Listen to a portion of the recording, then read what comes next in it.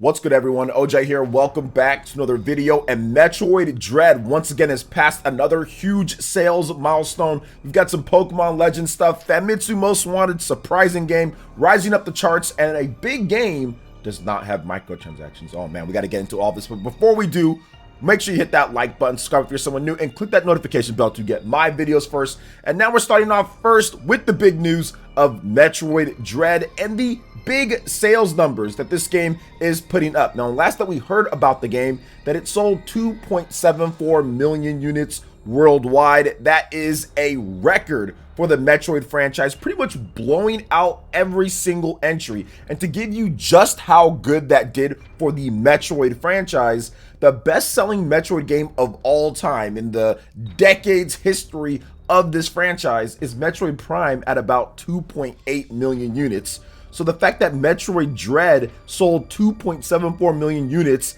by the end of December, that's not even counting January, February, and March, where it's been in the eShop top sales. It's had some good weeks afterwards, is very impressive and pretty much already says that the game is the best selling Metroid game of all time, pretty much at this point. But now we have some more information about Metroid Dread sales, because this information comes from the GFK over there in the UK sales charts, and it does not include digital sales. So the Nintendo Switch title Metroid Dread in the UK is only behind Metroid Prime and Metroid Prime 3. It's already the best-selling 2D Metroid game of all time in the UK. However, that does not include digital sales. Now, last year, the only games that were able to beat it out for the Switch releases was Super Mario 3D World plus Bowser's Fury, The Legend of Zelda Skyward Sword, Monster Hunter Rise, and new Pokemon Snap. So not bad at all to be in that list of top selling games there. Now, as for the US, the numbers that we did know of, Metroid Dread sold 854,000 units in October 2021,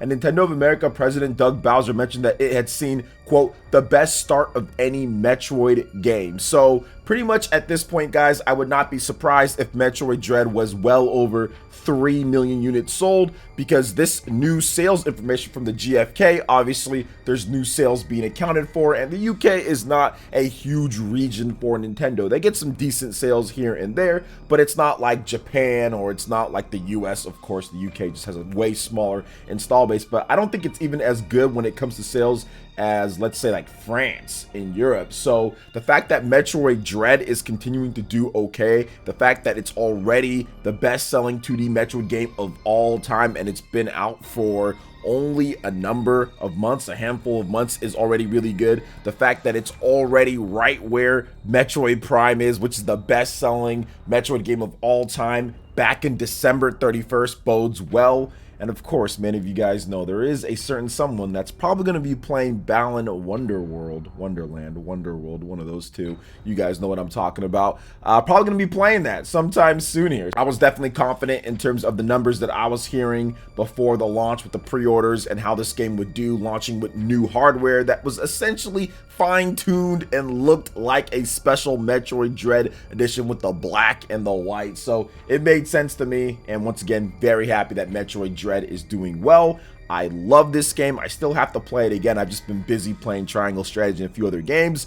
But yes, I definitely have to go back in and play this game again, because I actually have to play it all portable mode. I never got a chance to play it docked too much. I just turned it on for a little bit and played the hard mode docked just for a little bit. So I'm definitely going to go back through and play through the hard mode and see what I can do to get all the different items and everything, because it is an incredible game. So what are your thoughts when it comes to Metroid Dread breaking another sales milestone and on its way to pretty much being, I would say at this point, the best-selling Metroid game of all time? Let me know your thoughts in the comment section below. All right, now moving on to the next topic here, guys. We've got a brand new update for Pokemon Legends Arceus, and I think a lot of you guys are going to want to know about this update, because it does fix something that was plaguing so many people out there. So now, the new update, version 1.1.1, got the one update here. So Nintendo has released a brand new Pokemon Legends Arceus update, version 1.1.1, that addresses a major issue that players were experiencing. Now, this issue has to do with the shiny charm.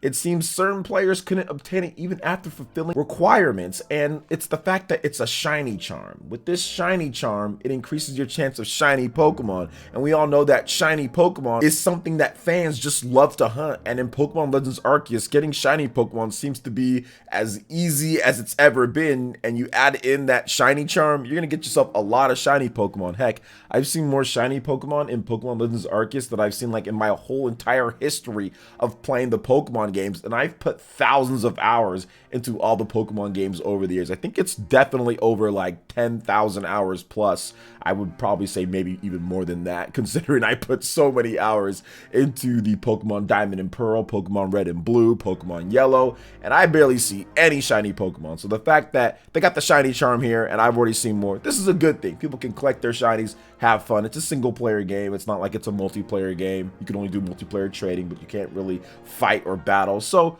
collect those shinies, have some fun, update the game, and Pokemon Legends Arceus is definitely one of my favorite games of the year. I had a blast, put 70 plus hours into it. I'm definitely going to get back into it at some point once I kind of catch up with some of the games that I need to catch up on. But what are your thoughts on this new update for Pokemon Legends Arceus? Were you one of those people that was affected by this bug to where you couldn't get the shiny charm?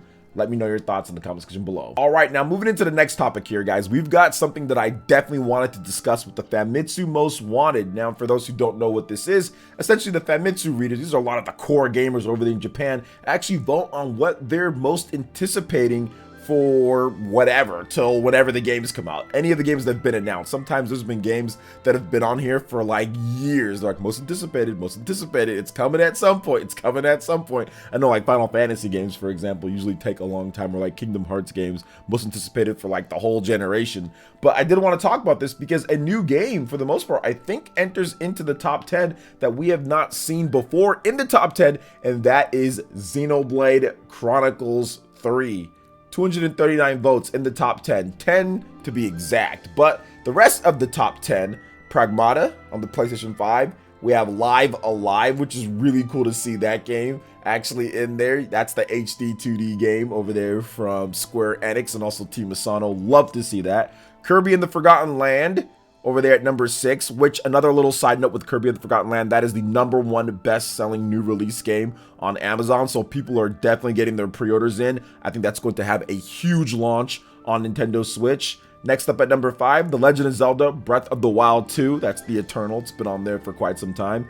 Number 4, Dragon Quest X offline. So people are like, you know, skip this online stuff. Let's just be able to play offline and not have to worry about that, which, yeah, DRM, always online, that type of stuff. Gran Turismo, you guys know the issues there. Next up, love to see this as well. Bayonetta 3, 461 votes. Bayonetta 3 is getting closer and closer. I think we're going to get a nice release date, new trailer, new gameplay footage at E3 this year. Next up after that, at number 2, Splatoon 3. You cannot forget Splatoon 3. People sleep on this franchise, but this is a major 10 million plus franchise for Nintendo. Splatoon 3 is going to be absolutely massive. It looks really good. So I'm definitely excited to play some Splatoon 3 this year. It's coming out this summer, so it should be a lot of fun. And then in at number 1 is a game that I know I'm excited for, but we need to see more of it, and that's Final Fantasy 16. This game, it's kind of disappeared. There were some issues. They had some problems with development. They had to come out and say, it's taking a little bit longer than we thought. But still, 514 votes. People are excited for the PS5 version of Final Fantasy 16. And pretty much this whole top 10, I think it's great. But I think I also missed a game too. Yushido? Yeah, I missed number 7. I went from Live Alive to Kirby. So sorry about that, guys. We skipped one. That's okay. You guys saw it on the screen here. Bushido, that game's cool too, right? People are definitely looking forward to that game. Really good to see that Xenoblade Chronicles 3, Japanese gamers are getting ready for that game, because that's probably going to be the best-selling Xenoblade game by far. I mean, the Switch install base, 100 million. It's not like it was with Xenoblade Chronicles 2. The fact that that was at the launch, pretty much with the Switch, the first launch year. Now we're multiple years later. You've got more people that are into Xenoblade now more than ever with Pyra and Mithra and Smash. So it was very good and refreshing to see Xenoblade Chronicles 3 get some love in there, because I want this franchise to continue, and I think that this will be the way for it to go forward. People are going to be surprised with how well this game does. So what do you guys think about the Famitsu's Most Wanted charts here? What do you think about Xenoblade's placing? Let me know your thoughts in the comment section below. All right, and moving on to the final topic here, guys. We do have a confirmation of a major game that could potentially, people thought maybe could have microtransactions, especially in this day and age, does not. So Hogwarts Legacy doesn't have microtransactions. So publisher Warner Bros. Interactive Entertainment and developer Avalanche Software and Portkey Games announced during a recent State of Play the first deep dive into the gameplay and showing off this open world action RPG. Hogwarts Legacy looks really good.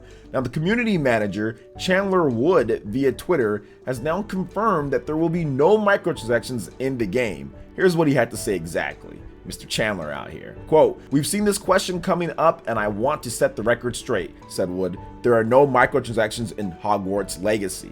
And Hogwarts Legacy will launch for the PlayStation 5, Xbox series of systems, Nintendo Switch, PlayStation 4, Xbox One, and PC in holiday 2022, and it's probably going to sell a bazillion copies. Like, the State of Play was super popular. People were excited to see the trailer and see the content for the game. I mean, a lot of people grew up with the Harry Potter books, and this is probably their dream game. This is what they wanted from the Harry Potter franchise, or this is what they wanted from a game in this whole world and universe. So I can see this game doing extremely well.